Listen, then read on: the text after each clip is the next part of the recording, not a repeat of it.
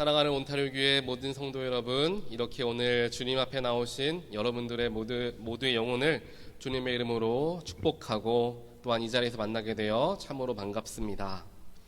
우리가 지난주에서부터 느헤미야의 모습에 대하여서 우리가 살펴보고요, 또한 느헤미야가 어떻게 시름에 빠져 있었고 또한 여러 가지 희망을 잃고 있었던 이스라엘 백성들에게, 특별하게 유대인들에게 어떠한 희망의 불꽃을 주었는가, 전해 주었는가에 대한 말씀들을 우리가 함께 살펴보기 시작했습니다.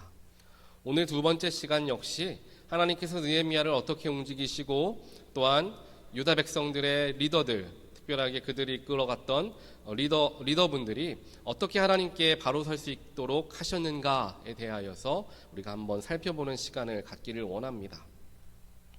제가 주보를 보시는 분은 아시겠지만 목회 칼럼을 매주 전해드리고 있는데요, 거기에 목회 칼럼 중에 특별하게 제가 이번 주에는 지난 목요일 새벽 말씀으로 보았던 시편 말씀을 가지고 잠깐 은혜를 나누는 그러한 목회 칼럼을 쓰게 되었습니다. 그 말씀 속에서 나오고 있는 말씀이 무엇이냐 하면, 이미 우리는 구원을 받은 사람들이지만 그 구원은 우리의 일상에서 날마다 다시금 일어나야 하는 놀라운 은혜이다 라는 이야기를 시편 기자가 하고 있는 것을 보게 됩니다. 우리가 흔히 생각했을 때 구원을 한번 받게 되면 그 이후로는 나는 구원받은 그리스도인으로서의 삶을 살아가게 됩니다. 이 이야기는 무엇이냐 하면, 내가 처음 하나님 만나고 처음 예수를 나의 구세주로 믿었을 때의 그 뜨거움과 간절함이 신앙생활을 거듭하면 거듭할수록, 세월이 흐르면 흐를수록 우리의 마음이, 우리의 중심이 식어져 가는 경우들이 많이 있다라는 것이죠. 그렇기 때문에 나를 구원하신 예수의 은혜, 죽어갔던 나를 살리신 예수의 은혜는 한 번으로 끝나는 것으로 족하는 것이 아니라 매일같이 우리의 일상에서 고백되어져야 하는 감사의 일들이 되어야 한다라는 것입니다. 이것을 경험하고 이것을 누리는 사람의 삶의 모습과 이것을 모르는 사람의 삶의 모습은 다를 수밖에 없습니다. 삶의 힘이 다르고요, 삶의 영적으로 바라보는 삶의 자세가 달라지는 것입니다. 날마다 구원의 은혜를 경험하게 되는 모든 분들 되시기를 주님의 이름으로 간절히 축원드립니다. 우리가 1년을 신앙생활을 했던 10년, 20년, 30년 그 이상을 신앙생활을 했던 얼마나 신앙생활을 하는 것이 중요한 것이 아닙니다. 지금 내가 나를 구원하신 예수의 은혜에 대한 감격함이 있는가, 그 복음의 뜨거움이 나에게도 지금 남아있는가, 그것이 가장 중요하다라는 것입니다. 이것을 놓치면 신앙인으로서의 모습 속에서 우리는 실패할 수밖에 없고 넘어질 수밖에 없다라는 사실입니다. 우리가 이전까지 어떠한 모습으로 신앙생활을 해왔던 하나님께서 우리 모두를 이곳 온타리오에 보내셨습니다. 보내신 것은 그대로 우리를 이곳에 옮겨 놓으신 것이 아니라 이곳 새로운 터전에서 하나님의 놀라운 비전과 새로운 뜻을 감당케 하기 위하셔서 우리를 이 자리에 불러주셨다라는 것입니다. 그렇다면 우리는 우리의 부대를 새롭게 바꾸어야 합니다. 하나님의 새로운 비전과 새로운 뜻을 담기 위해서 이전에 가지고 있었던 부대에 그대로 그 비전을 담게 되면 그것이 터져버리고 만다라는 것 우리는 잘 알고 있습니다. 하나님의 새로운 비전과 새로운 뜻을 우리가 받아서 그 뜻을 이루어가기 위해서 가장 먼저 해야 하는 것은 내가 가지고 있던 부대를 새롭게 바꾸는 것, 나의 지난 세월 동안의 신앙의 자세와 신앙의 가치관, 교회는 이런 것이지, 신앙생활은 이런 것이지 라고 생각하고 있었던 고정관념들을 새롭게 바꾸는 일을 우리는 가장 먼저 해야 한다는 것입니다. 그것이 바로 무너졌던 예루살렘 성을 다시 세우는 시작이 되는 것이고, 또한 성벽을 재건하는 의미가 그 속에 담겨져 있다는 것입니다. 느헤미야서에서 느헤미야가 감당했던 일이 바로 무너졌던 성벽을 다시금 재건하는 일을 했다는 것. 그 성벽을 재건하기 위하여서 수많은 노력들을 기울였다는 것을 우리는 느헤미야 전체를 통하여서 보게 되는 것입니다.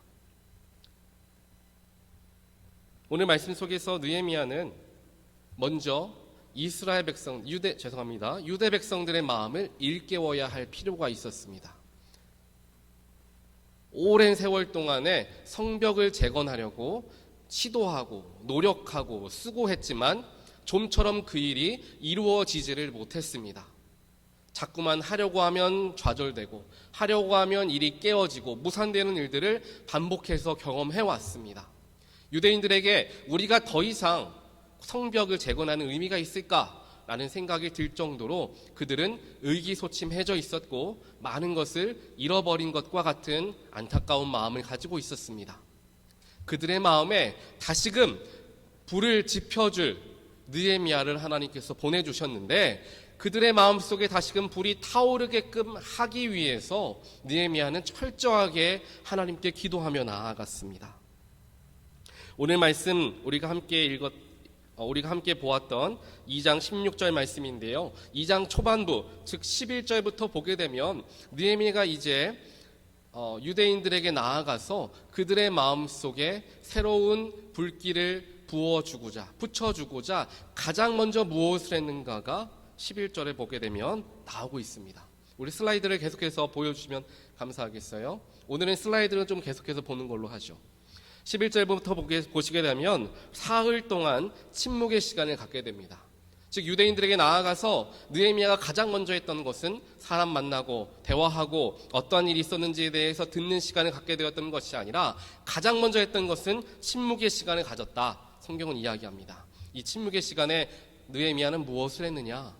바로 하나님께 철저하게 기도하는 시간들로 가졌다라는 것입니다. 성급하게 누구를 먼저 만나고 상황을 파악하는 것에 마음을 빼앗겼던 것이 아니라 가장 먼저 했던 것은 조용히 하나님께 기도했다. 기도하는 시간, 사흘간의 침묵의 시간, 느리게 가는 것처럼 여겨질 수도 있을 것입니다. 당장 해야 하는 일들이 정말 산더미와 같은데 내가 이것을 당장이라도 뛰어들어서 일을 해결해야 할 텐데 라는 마음으로 접근했다면 모든 것이 다 흐트러질 수도 있었을 것입니다. 하지만 느헤미야는 조금 멈춰서는 것처럼 보이고 조금 느리게 가는 것처럼 보이지만 기도로 나아가고 기도로 시작하는 것이 가장 확실한 길이고 방법임을 알고 있었습니다. 그래서 그 사흘의 시간이 아까운 시간, 버리는 시간이 아니라 가장 중요한 시간이 되었던 것이죠. 우리의 삶에서도 이렇게 분주함에 쫓길 때가 있습니다. 그 분주할 때에 우리는 잠시 멈춰설 수 있어야 합니다. 팬데믹이 우리에게 그러한 시간을 허락하여 주었고 잠깐 멈춰서는 이 순간 동안에 예배의 중요성, 공동체의 중요성, 하나님 앞에 내가 예배자로 어디에서나 교회뿐만 아니라 우리의 가정에서나 우리의 일상에서나 예배자로 서 나아가는 것, 그 모든 것의 중요성을 일깨워줬던 시간이 바로 팬데믹이었음을 우리는 기억합니다. 그때에 더욱더 우리가 하나님께 집중하는 시간을 가지니 하나님께서 역사하시고 예배의 귀함을 다시금 깨우쳐 주시고 예배당에 나와 예배하는 감격함을 허락하여 주셨으며 또한 새로운 성전에서 하나님께 예배하는 그것이 얼마나 우리에게 소중하고 기쁜 일이었는가를 다시금 깨우쳐 주시는 시간들이 되었다라는 것, 아마 우리 온타리오 교회 성도님들은 가장 절실히 깨달으셨을 것입니다. 이처럼 하나님께 비록 우리가 달려가지 못하고 멈춰서는 것처럼 여겨지는 시간들이 온다 하여도 그 시간을 통하여서 우리는 하나님을 더 깊이 만나게 되고 더 멀리 뛸 수 있는 준비를 하게 된다라는 것입니다. 또한 느헤미야가 먼저 준비하는 사람이었다라는 것을 알 수 있는 부분은요, 느헤미야는 모든 것을 자신이 리더로서 이끌어가는 일들을 하였지만 자신의 이끌어가는 모든 것을 지도해 주시고 알려주시는 분은 하나님이다라는 것을 분명하게 믿었던 사람이었습니다. 그래서 2장 12절을 보니까 이렇게 기록합니다. 하나님이 나의 마음을 움직이셔서 예루살렘에서 일하도록 하셨다. 내가 원해서가 아니고요, 내가 잘하기 때문에 나아간 것도 아니고 내 마음에 그 이스라엘을 향한 안타까운 마음을 주면서 나아가게 하셨던 것이 아니라 하나님이 나의 마음을 움직이셨다. 가장 근본적인 곳에서부터 하나님을 인정할 줄 알았던 사람이 바로 이 느헤미야였다라는 것입니다. 이 느헤미야와 같은 고백을 한다면 우리가 지금 이 자리에 예배하러 나왔던 그 모든 발걸음은 내가 옮긴 발걸음이 아니라 하나님께서 허락하여 주신 마음으로서 이 자리에 나오게 된 것이다 라고 고백하게 되는 것이죠. 그렇기 때문에 이 자리는 하나님께서 나로 하여금 있기를 원하시는 자리가 된다는 것입니다. 그러니까 이 예배가 우리 모인 한 사람 한 사람들을 하나님께서 부르셔서 내가 너와 좀 만나야 되겠다, 내가 너에게 말해야 되겠다, 우리를 불러주신 자리가 이 예배의 자리가 된다라는 것입니다. 마음을 허락하여 주시는 분은 하나님이시죠. 생각을 넣어주시는 분도 하나님이십니다. 이것을 인정할 때에 비록 내가 하는 것처럼 여겨지는 모든 것들 속에 하나님께서 함께 하시는 것을 발견하게 되어진다라는 것입니다. 오늘 이 예배가 우리가 습관적으로 하나님께 나온 그런 예배가 아니라 우리 한 사람 한 사람을 주님께서 불러주시고 내가 너와 만나기를 원한다 라고 불러주신 귀한 자리가 됨을 믿게 되는 모든 분들 되시기를 주님의 이름으로 간절히 축원드립니다. 이러한 믿음으로 느헤미야는 모든 것을 시작했습니다. 그러면서 하나님께 더욱 집중하면서 내 생각과 내 뜻으로 일들을 처리하지 않으려고 철저하게 겸손하게 나아갔던 인물이 느헤미야였고요. 그렇기 때문에 더욱 기도에 힘썼고 말씀을 들여다보았고 하나님이 어떻게 역사하셨는가를 바라보며 느헤미야는 모든 순서를 이제 시작하게 되었습니다. 그러니까 하나님께서 정말 상상도 할 수 없는 일들을 그를 통하여 역사하시더라라는 거죠. 마틴 루터가 이런 이야기를 했습니다. 나는 너무 바쁘기 때문에 기도 시간을 더 늘린다.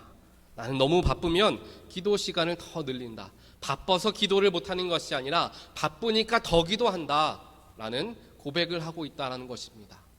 이 말을 우리는 꼭 한번 생각해 보아야 합니다. 바쁘니까 예배를 참여하지 못하고, 바쁘니까 기도하지 못하고, 바빠서 말씀 보지 못하고, 여러 가지 바쁜 일들로 인하여서 그게 핑계가 되어 주님과 멀어지는 삶들을 우리는 아무렇지도 않게 살아갈 때가 많이 있다라는 거죠. 하지만 바쁘니까 더 말씀 보고, 바쁘니까 더 예배하고, 하나님이 우선순위가 되어 있는 사람들의 고백은 이렇게 되어진다라는 것입니다.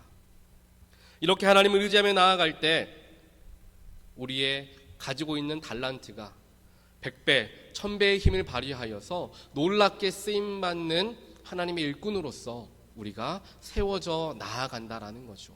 하나님께서 느헤미야를 그렇게 사용하셨던 것과 같이 여기 모이신 한 분 한 분을 그렇게 사용하기를 원하시기 때문에 이곳 온타리오에 우리 모두를 보내어 주신 줄을 믿습니다.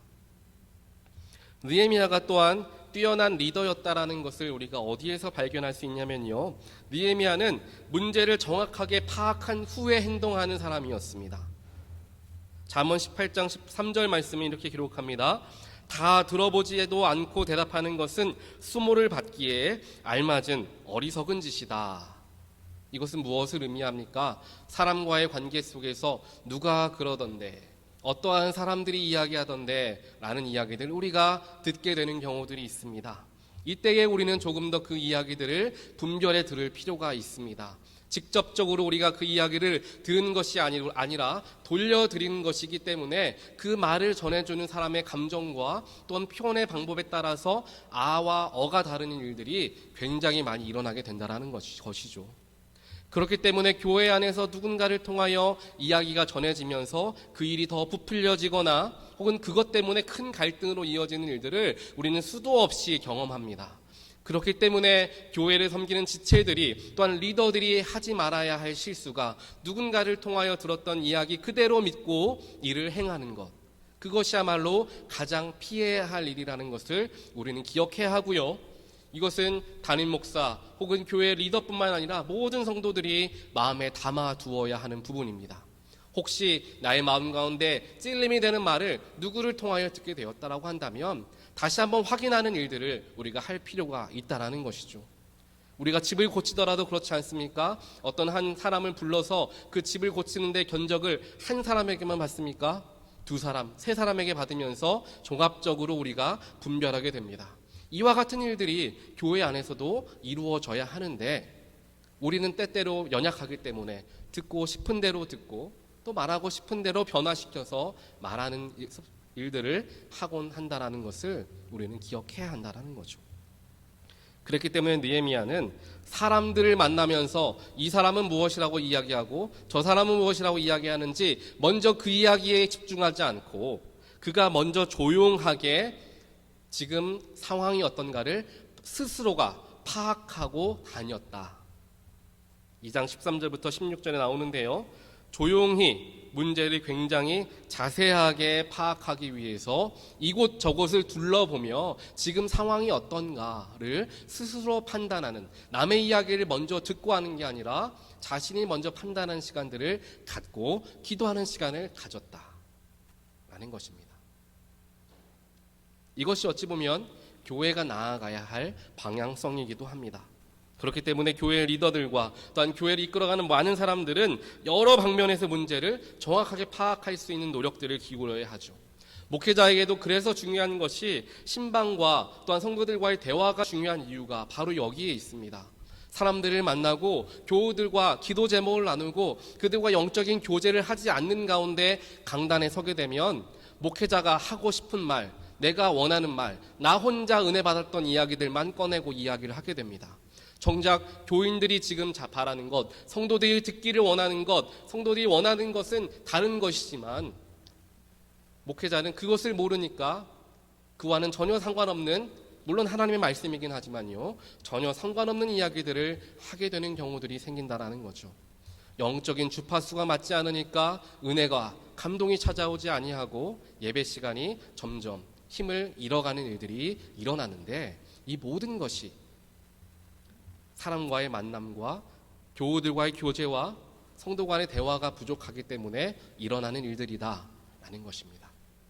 그렇기 때문에 성도님들끼리도 한두 사람과의 대화만 하는 것이 아니라 나와 조금 다른 생각을 가지고 있는 분들과도 교제하고 또한 그들의 의견을 듣는 것도 굉장히 중요하다라는 것을 느헤미야의 말씀을 통해 우리가 다시 한번 보게 되는 것입니다.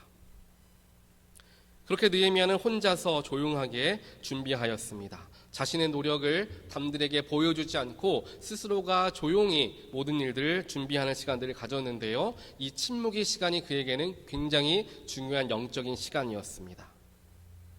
그래서 우리가 새벽에 말씀을 묵상하는 말씀 큐티 시간, 하나님께 조용히 기도하는 시간들이 우리에게는 굉장히 중요한 것이죠.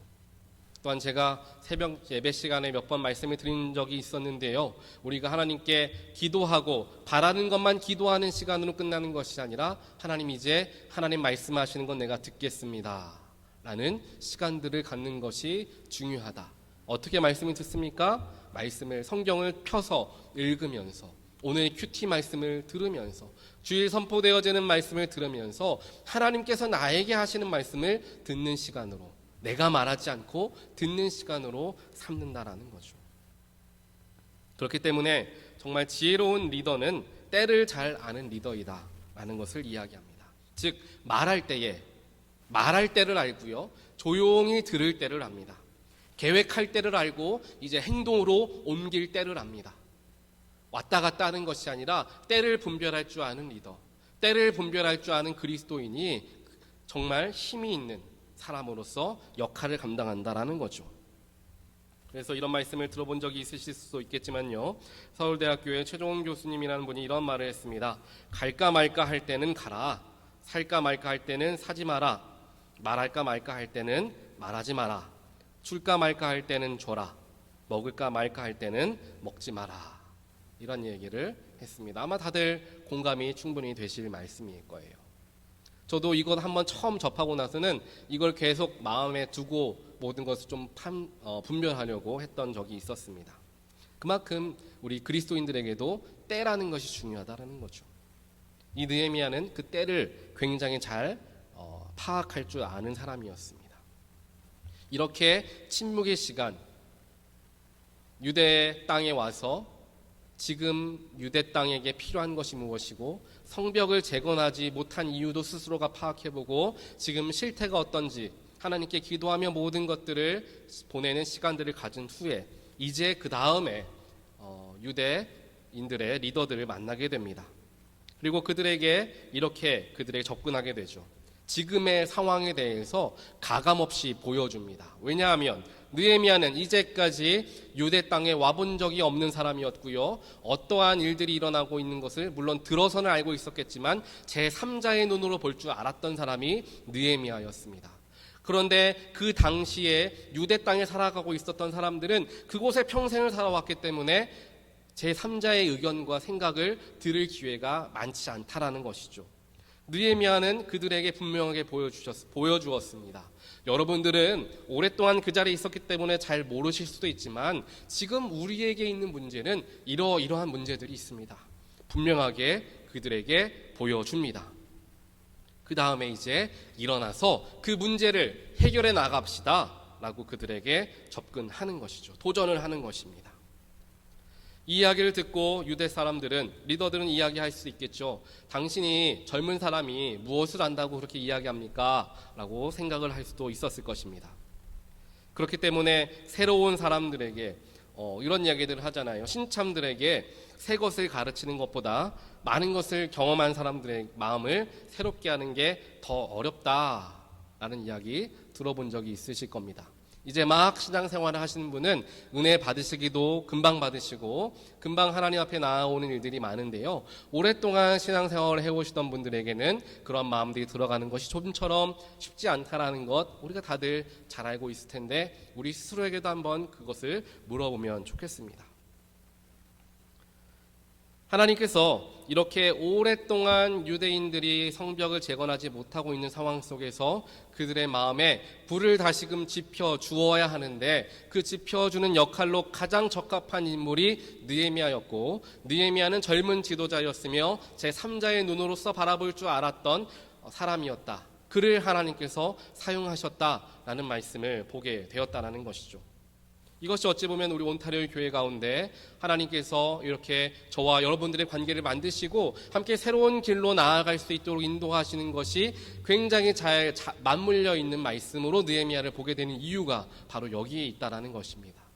우리 지금 온타리오 교회 공동체가 가지고 있는 기도의 제목과 나아가야 할 방향성이 느헤미야서에 그대로 기록되어 있는 것을 발견하게 된다라는 것이죠. 그렇기 때문에 우리는 정확하게 이 느헤미야서를 따라하게 된다면 하나님의 놀라운 부흥의 일들을 이루게 된다라는, 어찌 보면 참고 도서와 같은 우리 교회에 정확하게 맞는 말씀을 허락하여 주시고 계시다라는 것입니다. 그래서 느헤미야가 굉장히 우리 온타리오 교회에게 필요한 말씀이 되기 때문에 우리는 이 말씀을 자꾸만 반복해서 볼 수 있어야 합니다. 이 느헤미야에게 하나님께서 무엇을 주셨느냐, 또한 유대인들에게 유대인들이 느헤미야를 통하여 무엇을 발견할 수 있었느냐, 바로 그것은 열정이었습니다. 그 열정은 어떻게 유대인도 아닌, 물론 유대의 피를 가지고 있지만 유대 땅에 살아보지도 않은 포로 2세대의 이 청년이 우리에게 나와서 우리도 갖고 있지 않은 그 열정을 가지고 성벽을 재건하려고 이렇게 힘을 쓰는가, 유대인 리더들이 그 모습을 보고 놀라게 되었던 것입니다. 느헤미야에게는 그만큼 하나님이 주신 열정과 에너지가 있었던 것이죠. 하나님이 나에게 마음을 주셔서 이곳으로 보내셔서 이곳의 성벽을 재건하라고 하는 놀라운 비전을 주셨는데 내가 그 비전을 이루기 위해서 최선을 다해야 되겠다라는 마음으로 느헤미야가 나아갔던 것입니다. 그 속에 열정이 있었죠. 헬라어로 이 열정이라는 단어를 보면요, 엔투지아스모스라는 단어로 쓰게 됩니다. 우리가 다들 들어보신 발음이죠. 뭔가 열정을 이야기합니다. 여기서 이 단어를 나누어서 보게 되면 N은 무엇 뭐뭐 안에 라는 표현을 뜻을 가지고 있고요. 뒤에 나오는 떼우는 띄오죠. 하나님을 의미합니다. 즉 열정이라는 것은 내가 가지고 내 스스로에게서부터 나타나는 것이 아니라 하나님 안에서 주어지는 것이 열정이다 라는 것을 표현하고 있다는 것입니다. 느헤미야가 가지고 있었던 열정, 그리고 그 열정을 유대인들에게 불어넣어 주었던 그 열정이라는 것은 내가 열심히 하고 내가 마음이 혼자 뜨거워져서 감당했던 열정이 아니라 하나님이 주신 마음으로서 시작되어진 열정이었다 라는 것이 일반 세상에서 말하는 열정과 신앙 안에서 이야기하는 열정의 차이가 되어지는 것입니다.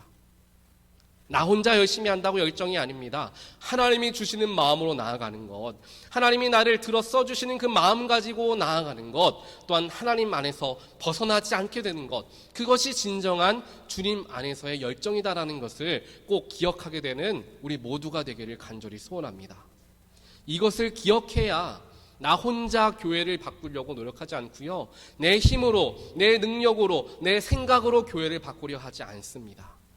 지금 순간적으로 뜨거워진 마음으로 주님, 내가 선교사가 되겠습니다. 주님, 내가 목회자가 되겠습니다. 순간적으로 뜨거워진 마음으로 감당하는 것이 아니라 하나님이 주신 마음으로서 하나님 안에서 자꾸만 표현되어지는 것이 하나님 주시는 열정이다.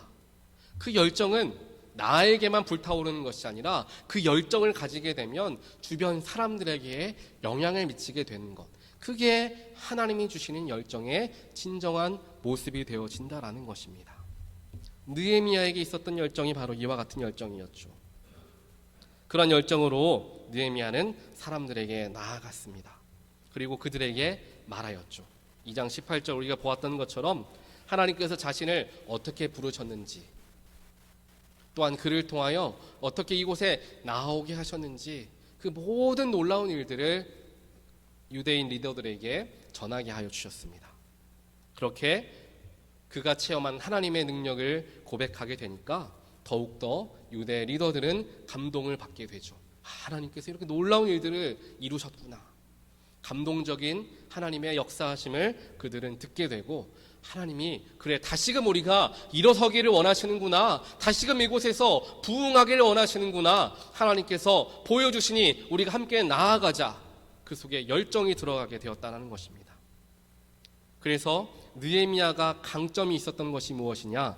자신의 스토리가 있었다라는 거죠. 내가 하나님을 만났던 경험이 있었다라는 것입니다. 그냥 그 경험이 사라지는 정말 희미한 경험이 아니라 그 만난 하나님이 지금도 내 마음속에 불타고 있어서 그때 생각만 하면 가슴이 뛰고 마음이 뜨거워지는 그러한 스토리가 있었다라는 것이죠. 내가 그때 예수님 만났는데 그 예수님이 나에게 이렇게 말씀하셨고 그 예수님이 나를 이곳에 보내셨습니다. 여러분 함께 나아갑시다. 느헤미야에게 그러한 놀라운 말씀을, 또한 놀라운 일을 하나님께서 허락하여 주셨습니다. 그 뜨거운 열정 듣는 것만으로도 정말 하나님께서 이 사람의 마음을 뛰게 하셨구나 느끼게 하시고, 그래 나도 한번 나아가 보자, 우리도 한번 해보자 라는 마음이 전해지게 되었다는 것입니다. 사랑하는 성도 여러분, 이것은 꼭 느헤미야 혹은 교회 지도자들에게만 있어야 하는 덕목이 아니고요, 우리 모두가 가져야 할 모습입니다. 전도하는 것, 사람들의 마음을 다시금 하나님께로 교회로 나아오게 하는 것, 다른 방법에 달려있는 것이 아닙니다. 내가 만난 예수님 가슴 뛰는 마음으로 전하게 되었을 때 내가 예수님만 생각하면 마음이 뜨거워지고 당신에게 말씀을 전하지 않을 수가 없습니다 라는 마음으로 나아간다면 우리의 중심을 그들이 보게 된다는 거예요. 자연스럽게 이 사람의 마음을 이렇게 뛰게 하는 예수님 내가 만나야 되겠다. 혹은 내가 다녔던 예전에 교회를 다녔던 그때 신앙이 있는데 그래 나도 저럴 때가 있었지. 내가 다시금 하나님께 나아가야 되겠다. 우리에게 이러한 가슴 뛰게 하는, 마음을 뜨겁게 하는 하나님과의 체험이 날마다 우리의 삶 가운데 일어나게 되기를 주님의 이름으로 간절히 축원드립니다.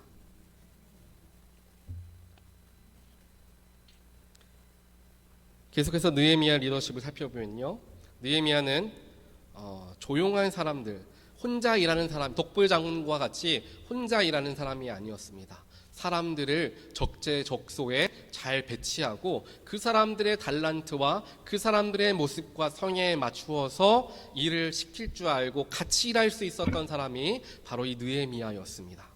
교회에서 어찌 보면 이게 가장 중요한 부분이기도 합니다. 혼자 일할 수 없습니다. 혼자 열심히 한다고 가능하지가 않습니다. 각자가 맞는 모습 속에서, 각자가 잘하는 모습 속에서 각자의 성향에 맞게 각자의 부분들을 채워나갈 때에 그 교회가 아름답게 하나님께 쓰임받게 된다는 것 우리는 잘 알고 있습니다.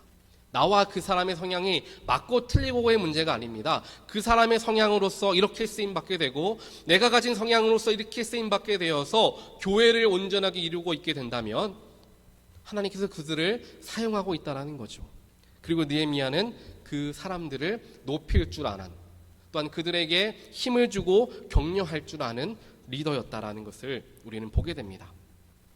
그러면서 하나님께 쓰임받는 사람들에게 있었던 덕목이 있는데요, 리더를 돕는 이들의 덕목이 세 가지를 볼 수 있습니다. 첫 번째로는 자기를 절제할 줄 알았던 그런 순종함과 겸손함이 그들에게 있었습니다. 첫 번째, 두 번째 같이 연결되어지는 부분이기도 한데요, 자신을 절제할 수 있었고 겸손할 수 있었던 사람들을 하나님께서 사용하셨고요, 특별하게 영적으로 강인함을 가지고 있었던 사람들을 사용하셨습니다. 즉 순간적으로 한번 하고 이벤트성으로 뜨겁게 한번 하나님을 섬기고 끝나는 것이 아니라, 하나님을 섬기는 것, 하나님의 사역을 감당하는 것은 1년, 2년만 하는 것이 아니라 주님 만나러 가는 그 순간까지 우리가 해야 할 정말 경주이다라는 마음을 가지고 나아가는 사람들을 하나님께서 귀하게 사용하셨던 것을 보게 됩니다. 우리가 맡은 직책 1년만 하면 끝나는 것, 2년만 하면 끝나는 것이 아니라 내가 하나님께 헌신한 내 평생이 하나님께 드려지는 일들이 되어져야 한다는 것이죠. 이러한 모든 것을 겸비한 사람들을 하나님께서 사용하시는데요, 느헤미야 3장에서 그것을 얘기하고 있습니다. 하나님께서 백성들을 곳곳에 직접 배치하여서 공사에 참여하게, 성벽 재건에 참여하게 하시는데요, 이 성벽이 건축되어지는 그 모든 일들 속에서도 예수 그리스도를 가장 우선으로 하였던 것을 말씀을 통해 보게 됩니다. 지도를 한번 볼까요? 지도를 보시면요, 이제 느헤미야가 완성했던 성벽의 모습이 그려져 있습니다. 근데 오늘 3장 말씀을 보니까 무엇을 가장 먼저 시작했느냐? 양문을 만드는 것. 양문은 이제 양이 들어가는 문을 의미합니다. 양이 들어갈 때는 어떤 때를 의미하죠? 예배를 의미합니다. 즉 하나님께 예배하기 위한 양, 제사, 제물이 들어가는 그 문을 가장 먼저 만들고 거기에서부터 시작하여서 이제 왼쪽으로 돌아서 다시 양문에서 끝나게 되었다라는 것을 보게 됩니다. 여기에도 영적인 의미가 담겨져 있는데요, 양은 제사를 드리는 제물로 바쳐지는 어린 양은 누구를 의미하죠? 예수 그리스도이십니다. 예수 그리스도는 누구라고 이야기합니까? 알파와 오메가, 처음과 끝이 되는 분이라고 이야기하죠. 즉 성벽 공사의 모든 것이 예수로 시작하여서 예수로 끝나더라라는 것입니다. 이러한 놀라운 일들이 우리 교회 사역의 모습이 되어져야 합니다. 사람이 칭찬받고 사람이 박수받고 끝나는 것이 아니죠. 예수로 시작하여서 예수님께 영광 돌리는 것으로 끝나야 하는 사역들이 교회에 넘쳐나게 되었을 때, 사람의 이름이 높여지는 것이 아니라 예수의 이름과 하나님의 이름이 높여지는 사역들이 줄지어 일어나는 교회가 되었을 때 그 교회가 하나님께 쓰임받는 교회가 되어진다는 것입니다. 우리가 밥을 먹던, 친교를 하던, 선교를 하던, 예배를 드리던, 부흥회를 하던 그 모든 것이 하나님의 이름을 높이는 일이 되어야 하고, 하나님으로부터 시작되어서, 즉 기도로 시작하여서 기도로 마무리되어지는 일들이 이루어지게 되었을 때 그 사역이, 그 사역 속에서 사람 간의 문제가 생기는 게 아니라 오히려 하나님의 이름만 높아지는 놀라운 일들이 일어나게 된다는 것을 보여준다는 거죠. 지금 우리 온타리오 교회가 나아가야 할 방향성이 바로 이것입니다. 예수, 복음, 말씀, 하나님 성령님에 대해서 더욱더 강조하며 나아가야 하는 때가 바로 지금 이때이고요, 그렇게 시작하며 모든 일들을 감당할 수 있어야 한다는 것이죠. 내가 잘하기 때문에, 내가 경험이 있기 때문에 하는 것이 아니라 주님이 주시는 마음으로, 주님께서 시작하는 모든 것을 따라 나아가는 마음으로 순종하며 나아가는 때가 바로 이때가 되어야 한다, 하나님은 말씀하십니다. 그렇게 모든 것이 예배가 최우선이 되는 삶을 살아갈 때 교회가 살아나고 우리의 삶이 살아납니다. 예배가 없는 사역은 결국 겉모습만 번지르르 할지는 모르지만 죽는 사역이 될 수밖에 없습니다. 예배가 우선이 되어야 하고, 어떠한 사역을 하더라도 예배가 먼저 되어져야 하고, 예배의 자리를 채우는 사람들이 사역을 감당하게 되었을 때 그 사역이 열매 맺게 되고 그 사역을 귀하게 하나님께서 사용하신다라는 것이죠. 그렇기 때문에 지금 이 자리, 예배의 자리가 우리에게 너무도 중요한 것입니다. 그 뒤에도 우리가 좀 살펴볼 내용들이 여러 가지가 있는데요. 마지막 슬라이드는 아니지만 이 다음 슬라이드 넘어가시면 각자 어떤 사람들이 성벽 재건을 도왔는가에 대하여서 이야기합니다. 각 사람이 빛난 성벽 재건 공사가 나오는데요. 여기에 한 사람 한 사람들 잠깐만 보도록 하겠습니다. 느헤미야가 특별하게 느헤미야서에 성벽 공사에 동참한 사람들의 이름이 굉장히 자세하게 열거가 되어 있는데요. 이것은 일의 크기에 따라서 누가 먼저 쓰여지고 일을 작게 한 사람은 나중에 쓰여지고 이런 것이 아니라 일의 경중과 상관없이 일에 동참했던 모든 사람들의 이름이 다 기록이 되어 있습니다. 그 중에서 드고와 사람들의 이야기가 가장 먼저 나오는데요. 이제 드고와의 귀족들이 있었고 드고와의 주민들이 있었습니다. 드고와의 귀족들의 이야기가 가장 먼저 나오는데 그들은 의무는 뒷전이었던 사람들의 모습을 가지고 있었습니다. 우리들은 귀족이니까, 우리들은 지도층이니까, 우리들은 리더이니까 말만 하고 계획만 세우고 전혀 행하지 못했던, 힘써야 할 때는 뒤로 빠져있는, 땀 흘릴 줄은 몰랐던 인물들이 바로 드고와의 귀족들이었다라는 것입니다. 하지만 귀족들과는 다르게 드고와의 주민들은, 일반 사람들은 그 속에 열심히 있었습니다. 비록 그들의 리더였던 귀족들이 불참하면서 이제 성벽 재건이 더 힘을 쓰게 되었을지는 모르지만 그들은 귀족들이 일하지 않는 만큼 내가 더 열심히 일해야 되겠다라는 마음을 갖고 그 성벽 재건에 더 힘을 쓰게 되었죠. 여기에서 굉장히 두 가지의 모습을 다 발견할 수 있습니다. 즉 드고와의 귀족들과 같이 우리가 오랫동안 하나님을 믿고 섬겼던 만약에 교회의 지도자와 리더가 된다면 말만 앞세우고 계획만 하고 회의만 하고 끝나는 리더가 되는 것이 아니라 그 회의하고 계획한 모든 것들에 솔선수범하며 참여하는 리더로서 나아가는 것이 하나님이 원하시는 모습의 리더가 된다는 것을 하나 배울 수 있고요.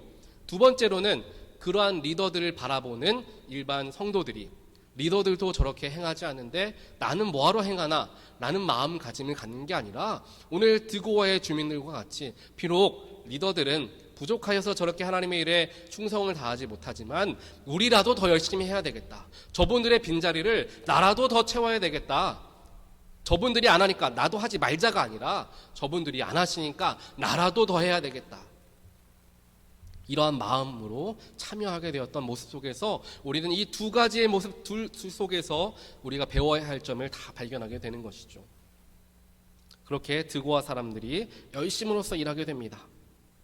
또한 3장 12절에서는 고위 관리직에서 일하고 있었던 살룸이라는 사람이 나오는데요. 이 살룸은 식소 중에 남성은 없었고 여자들만, 즉 아들도 없고 딸만 있었던 사람이었습니다. 하지만 고위직이었음에도 불구하고 자신이 먼저 발을 벗고 나섰고요. 우리 집안에는 남자들이 없으니까, 힘쓸 사람이 없으니까 못합니다 라고 했던 것이 아니라 식소 중에 여자들만 있어도 우리가 남들 하는 것보다 반밖에 못한다 하더라도 그래도 우리가 동참하겠습니다 라는 마음으로 참여하는 모습. 효율, 능률이 아니라 동참하는 것, 성실함으로 함께 합심하여 나아가는 것이 중요하다라는 것을 알았기 때문에 비록 큰 힘이 되진 못할지언정 내가 참여하며 나도 함께 땀을 흘리겠습니다 라는 살롬의 모습을 발견하게 됩니다. 그 다음에 시노아 사람들이라는 이야기가 나오는데요. 시노아 사람들은, 시노아라는 지역은 굉장히 작은 도시에 몰려 있었던 사람들이었어요. 특별하게 예루살렘에서 500m, 그 성벽 전체 재건에서 500m나 되는 지역, 즉 흰놈 골짜기를 담당했던 사람들이었는데요. 작은 도시에 적게 살아갔던 사람들이 500m나 되는 굉장히 긴 거리를 이제 성벽을 재건하는 일에 쓰임받게 되었다라는 거죠. 그를 통하여 우리가 배울 수 있는 것은 우리는 수가 적어서 못합니다. 우리는 뭐가 없어서 못하고, 뭐가 못해서 없어서 못하고가 아니라 최선을 다하여 감당하게 되었을 때 하나님께서 그들로 하여금 남들이 하는 것보다 훨씬 더 큰 일을 이루시게 되었다는 것을 그들의 모습에서 발견할 수가 있게 된다는 거죠. 작은 자들을 더 귀하게 사용하시는 하나님을 보게 되는 것입니다. 그 다음에 또 레갑의 아들 말기야라는 사람이 나오는데요. 3장 14절에 나옵니다. 이 말기야라는 사람은 사람들이 가장 꺼려했던 거름문, 즉 오폐물을 처리하던 그러한 장소를 담당했던 사람이었습니다. 우리가 교회에서도 그렇잖아요. 남들의 눈에 잘 보이는 것, 남들에게 인정받는 것만 하려는 마음들이 우리에게 있기 마련인데, 이 레갑의 아들 말기야와 같은 사람은 사람들이 하지 않으려고 꺼리는 것, 사람들이 슬슬 피하는 것, 가장 힘들어 보이는 일에 최선을 다하는 일로 나라도 동참하겠다라는 마음으로 참여했던 인물이 바로 이 말기야였다라는 것입니다. 이러한 사람이 하나님께서 귀하게 여기시는 사람이고요. 또한 이러한 사람이 있는 교회들, 이러한 마음을 가진 자들이 모인 교회가 하나님께 놀랍게 쓰임받는 교회가 되어진다라는 것입니다. 남들에게 이름이 높아지는 자리에, 남들에게 얼굴이 보여지는 자리에만 사람들이 꽉꽉 채워지는 것이 아니라 피하고 싶은 자리, 때로는 잘못하면 욕을 먹을 수 있는 자리, 그 자리라도 내가 그 자리를 내가 메꿔야 되겠다. 주님, 내가 사람들이 가장 하기 싫어하는 자리에서 사역할 수 있도록 길을 열어주십시오 라는 일들을 감당한다라는 거죠. 예전에 한 교회 목사님이 그런 이야기를 하신 걸 들은 적이 있어요. 매년 속회가 새롭게 속장들이 짜여지게 되는데 그때마다 어떤 한 장로님께서 말씀하신다는 겁니다. 목사님, 올해에 가장 속장들이 가기를 꺼려하는 속회가 만약 있다면 그 속회에 저를 꼭 보내주십시오. 가장 어려울 것 같은 속회에, 가장 꺼려하고 부담스러워하는 속회에 저를 꼭 보내주십시오 라는 이야기를 매년 반복해서 목사님께 이야기를 하시는 장로님이 계셨다라는 이야기를 간증하시는 목사님의 이야기를 들은 적이 있습니다. 이와 같이 하나님께서 귀하게 쓰시는 사람은 사람들에게 보여지는 자리가 아니라 하나님께 보여지는 것을 가장 1순위로 여기며 나아가는 사람이었다라는 것을 이제 레갑의 아들 말기야를 통해 보게 됩니다. 그 이외에도 여리고 사람들도 나오죠. 여리고 사람들은 예루살렘에서 27km나 떨어진 멀리 살았던 사람인데요. 멀리 살았던 사람들이 가장 열심히 사역을 했던 것을 보고요. 또 우리 교회도 그렇고요. 또 우리의 삶에서 그렇잖아요. 가장 멀리 있는 사람이 가장 지각 안 하고 가장 먼저 온다라는 건 아마 경험해 보신 분들 계실 겁니다. 이와 같은 일을 했던 사람들이 여리고 사람들이었고요. 또 한 구역이 아니라 두 구역씩 담당했던 사람들이 있었는데요. 남들은 왜 하나 하는데 왜 저는 두 개 합니까? 불평하지 않고 최선을 다하여 맡은 바를 최선을 다하여 감당했던 사람들의 모습도 기록이 됩니다. 또 레위 사람 중에 르훔이라는 사람도 기록되는데요. 자신이 감당해야 될 레위인으로서의 책무가 있었음에도 불구하고 하나 더 추가되는 일을 감사함으로써 감당했던 그러한 모습을 가졌던 르훔에 대한 이야기도 기록되어 있습니다. 오늘 조금 긴 이야기들을 제가 말씀을 드렸는데요. 결국에 하나님께서 우리에게 주시고자 하는 마음과 또한 하나님의 뜻은 바로 이와 같습니다. 지금 우리 온타리오 교회를 하나님께서 새롭게 세워 나아가시는 과정 가운데 있는데 그 속에서 어찌 보면 여기 앉아 계신 모든 분들이 다 리더의 역할들을 감당해 주셔야 하는 분들이십니다. 몇몇 사람들만 리더가 아니라 우리 모두가 다 리더가 되셔야 하는 분들이십니다.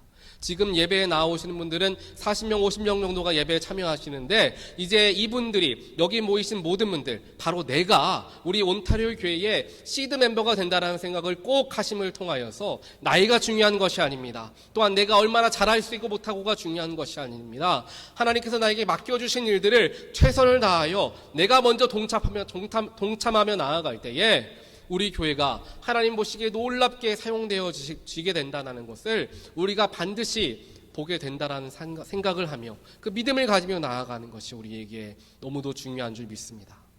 또한 오늘 성벽을 재건하는 데 쓰임받았던 수많은 사람들의 모습과 같이 하나님, 내가 그러한 자리를 하기를 원합니다. 겸손하게 사람이 몰라준다 하더라도 하나님이 보시는 것을 내가 사모하며 감당하길 원합니다. 이러한 마음으로 주님 주신 우리 온타리오 교회를 건강하게 주님 원하시는 대로 세워나가는 모든 분들 되시기를 주님의 이름으로 간절히 축원드립니다.